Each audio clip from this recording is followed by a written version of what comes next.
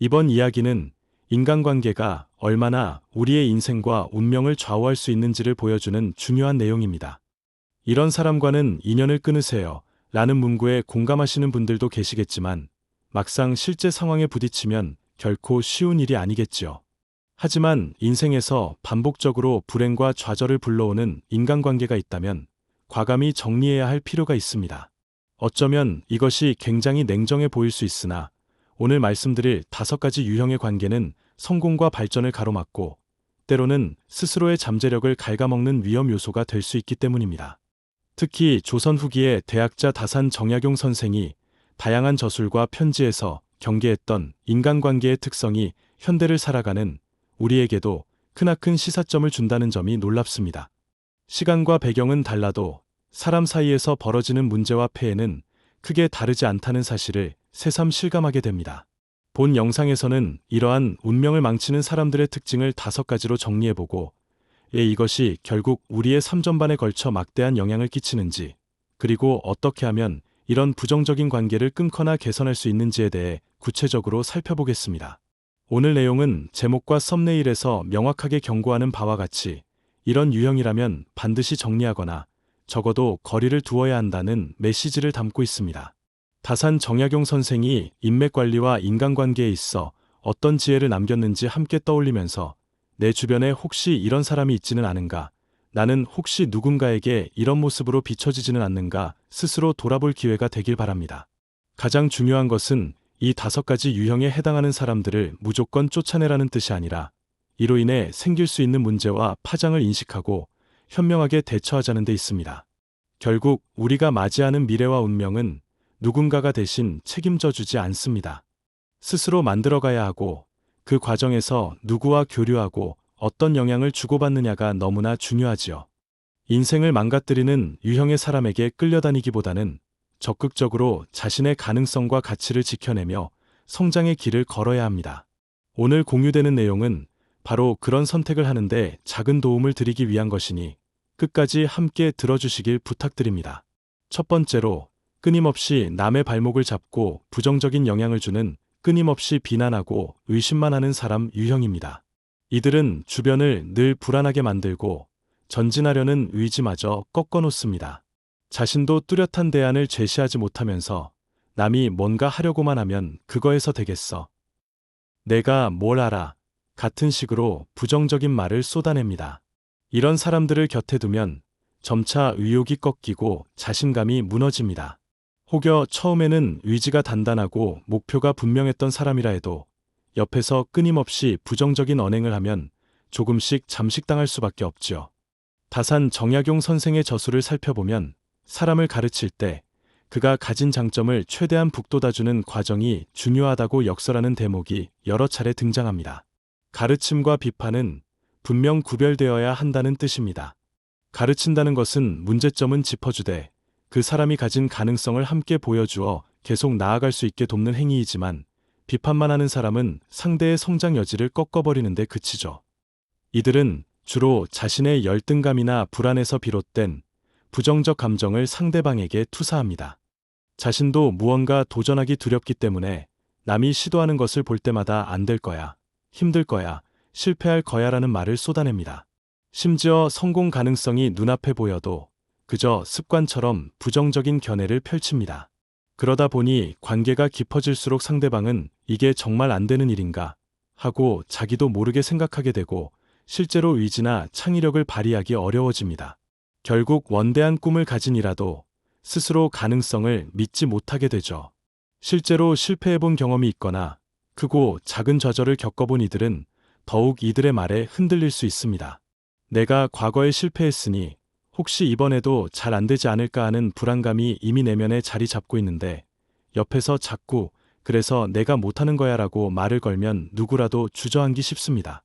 이렇게 부정적 말들로 주위 사람을 끌어내리는 유형은 개인의 작은 행복은 물론이고 인생 전반을 황폐하게 만듭니다. 게다가 한번 실패한 사람에게 너는 역시 안 되라고 단정 지어버리면 그 사람의 미래 가능성까지 차단하는 셈이 됩니다. 다산 정약용 선생은 가르치되 그 사람을 진심으로 존중하고 그의 잠재력을 인정해야 한다는 취지의 말을 여러 곳에서 강조합니다. 가르침과 깎아내림은 본질적으로 다르다는 것이지요. 우리는 인간관계에서 종종 비판을 해주는 사람이 필요한 것 아니냐고 생각하지만 여기서 문제되는 건 건전한 비판이 아니라 끝없는 부정과 비난이라는 점입니다.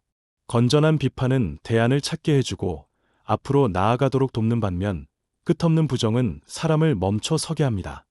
그렇기에 이런 사람들과 깊이 엮일수록 자신의 삶이 무겁고 어두워지는 기분을 지울 수 없습니다. 이를 대처하기 위해서는 먼저 스스로가 어떤 비판을 듣고 있는지, 그 말이 정말 도움이 되는 건지 분별할 필요가 있습니다.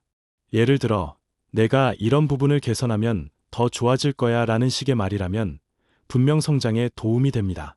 그러나 너 같은 게 무슨 이라든가 그건 아무 의미 없어 해봤자 안 돼 같은 식이라면 그것은 건설적 조언이 아니라 단순한 비난이지요. 이런 말들을 계속 듣게 되면 정신적 스트레스뿐 아니라 자존감도 크게 흔들립니다.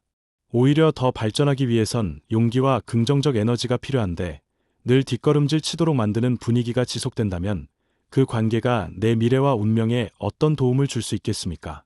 성공한 이들의 회고담을 보면 주변에 안 될 거야 라고 말하는 사람이 많았음에도 불구하고 자신을 믿어준 극소수 사람들 덕분에 용기를 낼 수 있었다고 합니다. 결국 중요한 것은 부정적인 말만 퍼붓는 사람들 사이에서 자기 내면의 소리를 지킬 수 있느냐 하는 문제입니다. 그러나 소리치듯 부정하고 폄하하는 사람들의 영향력이 매우 강력하기 때문에 정신적으로 버티기가 쉽지 않지요. 그래서 어느 순간에는 관계를 조정하거나 거리를 두어야 할 필요가 생깁니다. 너도 안 되고 나도 안 된다 는 식의 패배주의를 설파하는 이들은 우리가 조금이라도 앞으로 가려고 할 때마다 발목을 잡고 늘어지니까요. 그것이 바로 운명을 망치는 한 가지 유형이며 조용히 하지만 확실하게 사람의 내면을 잠식합니다. 이러한 유형과의 인연을 잘못 맺으면 처음에는 그냥 좀 부정적일 뿐이야 라고 가볍게 생각했다가 시간이 지날수록 스스로도 함께 부정의 늪에 빠지게 됩니다. 따라서 다산 정약용 선생이 강조하는 비판이 아니라 참된 가르침과 지혜로운 충고를 주고받아야 한다는 교훈을 떠올리며 부정적인 말만 반복하는 사람들과의 관계를 돌아보는 계기로 삼으시길 바랍니다. 두 번째로, 뒤에서 끊임없이 남을 험담하고 이간질을 일삼는 사람 유형을 들 수 있습니다. 누구나 다른 사람의 흉을 볼 때가 있고 불만을 표출할 때가 있습니다. 그러나 문제는 그 정도가 지나쳐서 자신과 관련 없는 사람의 명예를 실추시키거나 갈등을 부추기는 행동을 지속적으로 하는 경우입니다. 이러한 사람들은 본인에게 특별한 이득이 없어도 그저 남들 사이를 이간질함으로써 우월감을 느끼거나 누군가가 곤경에 처하는 걸 즐기는 성향이 있습니다. 혹은 남이 불행해져야 자신이 돋보인다고 믿는 왜곡된 사고방식을 지닌 경우도 있지요. 이런 사람들과 가깝게 지내다 보면 언제 어느 순간 내가 그 험담의 대상이 될지 모른다는 두려움에 시달리게 됩니다. 처음에는 함께 남을 비난하면서 동질감을 느낄 수도 있지 않을까 하며 별 의심 없이 어울릴 수 있습니다. 그러나 시간이 지날수록 그 사람이 나 역시도 다른 곳에서 흉을 보고 있지는 않은지 의심이 싹트게 되죠. 결국 나도 모르게 내 뒷담화를 하고 있으면 어떡하지 하는 불안에 사로잡히면서 관계가 불투명해지고 불안정해집니다. 더욱이 이들이 퍼뜨리는 험담과 소문은 개인의 평판은 물론이고 때로는 직장이나 사회에서의 기회까지 파괴합니다.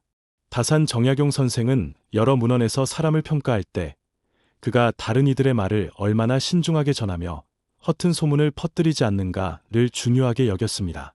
인간관계가 튼튼하려면 신뢰가 바탕이 되어야 하는데 험담과 이간질이 난무하면 서로를 신뢰하기가 어려워지기 때문입니다. 배신을 밥 먹듯 하는 사람 옆에는 결국 아무도 남지 않고 좋은 기회도 점점 사라지기 마련이지요. 문제는 그들이 처음부터 배신자의 모습을 드러내지 않는다는 데 있습니다. 오히려 초반에는 매우 협조적이고 선량한 태도로 다가오면서 믿음을 쌓습니다.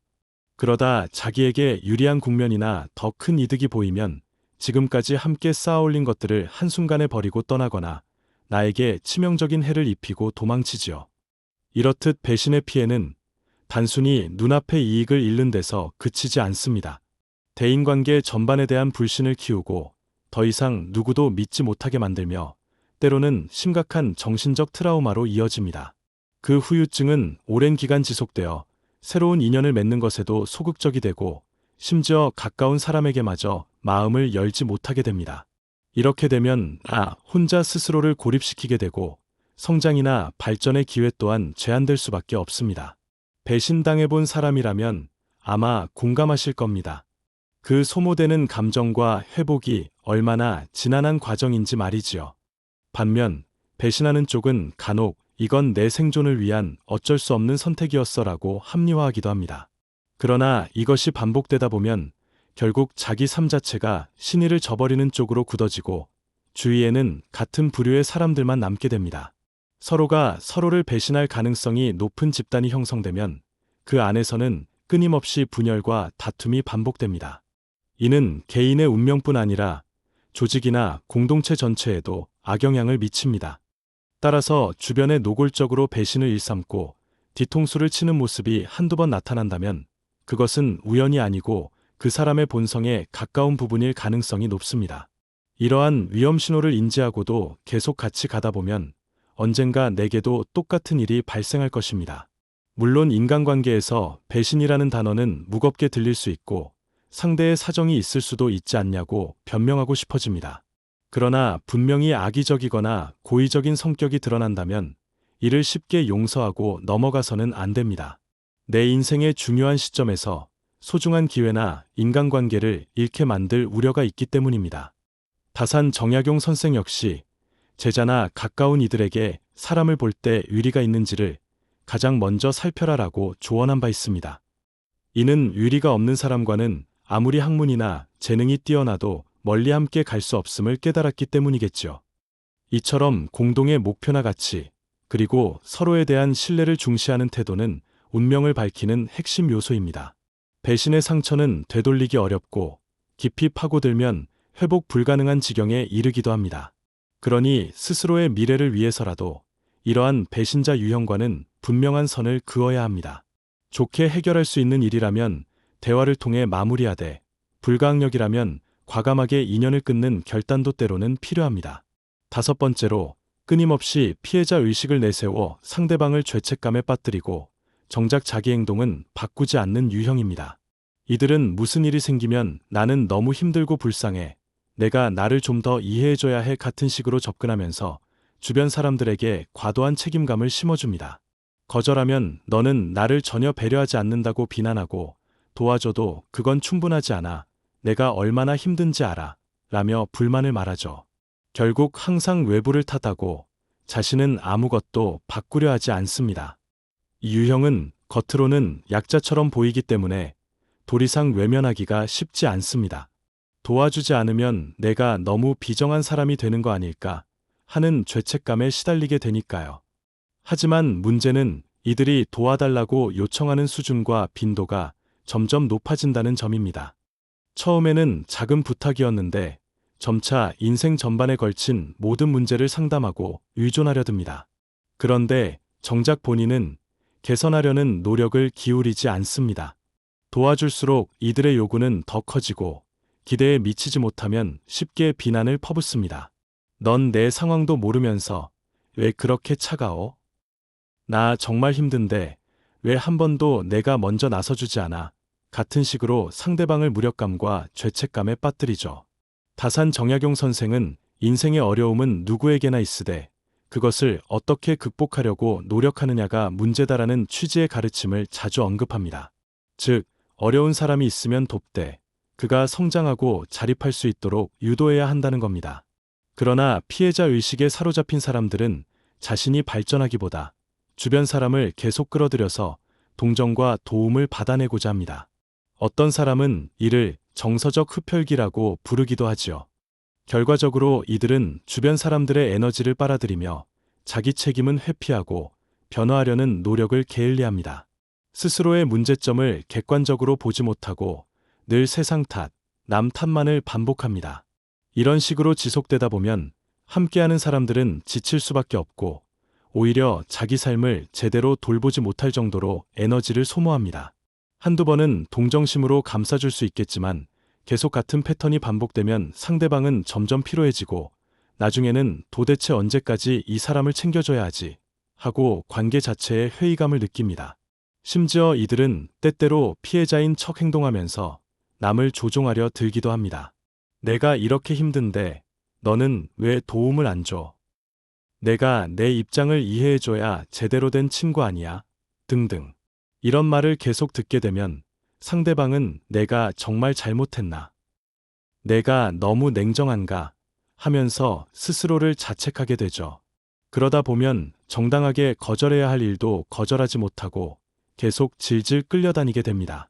문제는 이것이 쌓이면 쌓일수록 내 삶까지 피폐해진다는 점입니다. 시간을 빼앗기고 정신적인 스트레스에 시달리며 결국 내가 해야 할 일도 소홀해집니다. 그리고 나중에 가서는 왜 내가 이 사람 때문에 이렇게까지 고생해야 하지? 라고 자괴감이 들 수 있죠. 인생을 망치는 관계라는 것은 꼭 폭력적이고 강압적인 형태로만 나타나는 것이 아닙니다. 이렇게 소리 없이 상대방을 옭아매는 피해자 의식형 관계도 상당히 위험합니다. 내가 가진 선의와 동정심을 역이용당하는 것이니까요. 결국 다산 정약용 선생의 말을 빌리자면 어려움에 처한 사람을 도와주는 것은 당연하나 스스로 일어날 의지가 없는 이에게 지나치게 끌려다녀서는 안 된다는 교훈을 얻을 수 있습니다. 왜냐하면 진정한 우정과 인간관계는 서로 돕고 의지하며 함께 성장하는 것을 목표로 하기 때문입니다. 한쪽이 일방적으로 타인의 동정만 요구하고 자기 잘못이나 태도를 전혀 바꾸지 않는다면 그건 이미 건강한 관계라고 보기 어렵지요. 결국엔 운명을 갉아먹는 관계가 됩니다. 이런 유형의 사람들과 계속 깊이 엮이면 내 꿈과 계획도 흐트러지고 감정적으로 지쳐 나중에는 아무것도 하고 싶지 않게 될 수도 있습니다. 따라서 이 5번째 유형과 마주했을 때도 어느 선에서 도움을 주고 어디까지 허용할 것인지 분명하게 정해둘 필요가 있습니다. 구체적으로 예를 들어 이 부분은 내가 도울 수 있으니 최선을 다해볼게. 하지만 이런 부분은 내가 직접 해결해야 해라고 원칙을 세우는 것이지요. 그럼에도 불구하고 계속해서 피해자 의식으로 죄책감을 유발하고 아무런 개선 의지를 보이지 않는다면 그 관계가 오히려 내 미래를 발목 잡는 굴레가 될 수 있으므로 신중해야 합니다. 지금까지 살펴본 5가지 유형은 각각의 성격은 다르지만 공통점이 있습니다. 바로 내가 아무리 노력해도 이들과 함께하면 결과적으로 내 운명이 어두워지고 인생이 위태로워진다는 점이지요. 다산 정약용 선생의 가르침에서도 인간관계에 대한 경계심을 자주 발견할 수 있습니다. 선생은 물론 한 사회를 이끄는 지도층의 윤리와 도덕을 더 크게 강조했지만 이를 개인의 대인관계로 확장해보면 결국 누구를 곁에 두고 어떻게 교류하느냐가 우리의 성장과 행복에 지대한 영향을 미친다는 사실을 깨닫게 됩니다. 물론 여기서 언급된 5가지 유형 모두를 무조건 쫓아내야 한다는 뜻은 아닙니다. 때로는 상황과 상대에 따라 서로 대화와 노력으로 조금씩 개선의 여지를 찾을 수도 있습니다. 하지만 해당 유형의 특징이 너무 강하게 나타나고 그것이 반복적으로 나에게 상처를 입힌다면 그때는 과감한 결단이 필요합니다. 왜냐하면 내 인생은 단 한 번뿐이고 내 운명은 스스로 책임져야 하기 때문이지요. 성공한 사람들의 이야기를 들어보면 그들은 자주 자신을 성장시키는 사람들과 함께하려고 노력했다고 고백합니다. 그리고 나를 계속 부정으로 끌고 가거나 기만하고 착취하고 배신하는 이들과는 적절한 거리 두기를 했다고 말합니다. 이는 냉정해 보일 수 있지만 결국 건강한 인간관계를 유지하면서 서로에게 긍정적인 영향력을 주기 위한 필수 전략이지요. 무엇보다 우리가 잊지 말아야 할 것은 나 역시도 누군가에게 부정적인 영향을 줄 수 있다는 사실입니다. 다산 정약용 선생의 글을 보면 인간의 본성은 선하지만 상황과 욕심에 의해 언제든 나쁜 길로 빠질 가능성이 있다고 경고합니다. 즉, 오늘 소개한 5가지 유형의 함정이 혹시 내 안에도 존재하지는 않는지, 내가 누군가에게 해를 끼치고 있지는 않은지 돌아볼 필요가 있습니다. 우리가 남을 함부로 탓하거나 정죄하기 전에 내가 그런 모습을 보이지 않도록 스스로 경계해야 한다는 의미지요. 자신의 부족함을 깨닫고 고쳐나간다면 반대로 더 나은 인연들을 만나고 더 큰 기회를 잡을 수 있습니다. 그런 점에서 오늘 다룬 5가지 유형은 단순히 타인을 비판하는 목록이 아니라 우리 모두가 스스로를 되돌아보고 나와 주변의 관계를 개선하는 출발점으로 삼으면 좋겠습니다. 요약하자면 첫째, 끊임없이 부정적인 말로 의욕을 꺾는 사람. 둘째, 험담과 이간질로 신뢰를 무너뜨리는 사람. 셋째, 이기적으로 착취하고 책임을 떠넘기는 사람. 넷째, 배신을 일삼고 신의를 저버리는 사람. 다섯째, 피해자 의식으로 죄책감을 유발하며 스스로 변화하지 않는 사람. 이 다섯 유형은 우리의 인생과 운명을 어둠으로 몰고 갈 수 있는 위험한 관계들입니다. 다산 정약용 선생은 인간관계란 꽃과 같아서 서로가 좋은 영양분을 주어야만 더 아름답게 피어난다는 비유를 즐겨 사용했습니다. 그러나 오늘 언급된 유형들은 좋은 영양분을 주기는커녕 꽃의 뿌리를 썩게 만들고 시들게 하죠. 그렇다면 결국 우리가 해야 할 일은 이들이 내 뿌리까지 망가뜨리지 못하도록 적절한 거리 두기와 현명한 경계심을 갖는 것입니다. 지금껏 관계 때문에 수없이 상처받았던 경험이 있다면 한 번쯤은 내가 괜히 참고 견디는 것이 진짜 미덕일까? 아니면 나 자신을 지키기 위해 용기 있게 멀어지는 것이 맞을까? 하고 고민해 볼 때입니다. 우리가 간절히 원하는 목표와 꿈, 그리고 삶의 행복이 소중하다면 그에 걸맞은 관계를 선택해야 합니다. 함께 나아갈 수 있는 사람을 만나야 하고 서로를 성장시키는 환경을 만들어야 합니다. 결코 남에게 휘둘려서 내 인생을 허비해서는 안 되겠지요. 이 다섯 가지 유형은 다산 정약용 선생의 통찰에서 일부 힌트를 얻었지만 현대사회에서도 똑같이 목격되는 문제들이라 더더욱 심각하게 받아들일 만합니다. 인공지능 시대, 빠르게 바뀌는 기술과 정보 속에서도 결국 마지막 관건은 사람과의 관계입니다. 무너지는 사람들을 보면 대개 주변에서부터 무너지고 성공하는 이들을 보면 대개 주변에서부터 받쳐주는 이들이 많습니다. 그러니 오늘 제가 전해드린 이야기가 여러분이 인간관계를 재정립하고 자기 운명을 더 밝고 안전하게 가꿔가는 작은 이정표가 되었으면 합니다. 이제 전반적인 내용을 간추려 보겠습니다. 다섯 가지 유형은 각각 다른 방식으로 우리의 삶을 좀먹습니다. 첫 번째는 끊임없이 부정적이고 비난만 일삼아 의욕을 꺾는 사람. 두 번째는 험담과 이간질로 신뢰를 파괴하는 사람. 세 번째는 자신의 이익만 추구하며 책임을 회피하는 착취형 인간. 네 번째는 배신과 배반으로 신뢰를 저버리는 사람. 다섯 번째는 피해자 의식으로 상대를 죄책감에 빠뜨리고 절대 바뀌려 하지 않는 사람. 이 모두를 그대로 방치하면 내 시간과 에너지는 물론이고 미래의 가능성까지 망가질 수 있습니다. 구독해주시면 앞으로도 이처럼 인간관계와 자기성장, 그리고 삶의 지혜에 대해 다양한 통찰을 함께 나누려고 합니다. 구독자분들께서는 매번 새로운 관점과 실천 전략을 접하실 수 있을 거라 믿습니다. 오늘 공유한 내용을 바탕으로 여러분이 스스로를 보호하고 성장시키며 더 나은 인연을 선택하는 현명한 길로 나아가시길 진심으로 바랍니다. 무엇보다 관계 속에서 자꾸만 발목 잡힌다면 용기 있게 새로운 길을 모색해 보시기를 권해드립니다. 오늘 영상이 도움되셨다면 구독과 좋아요 부탁드립니다. 다음 영상에서 다시 만나요.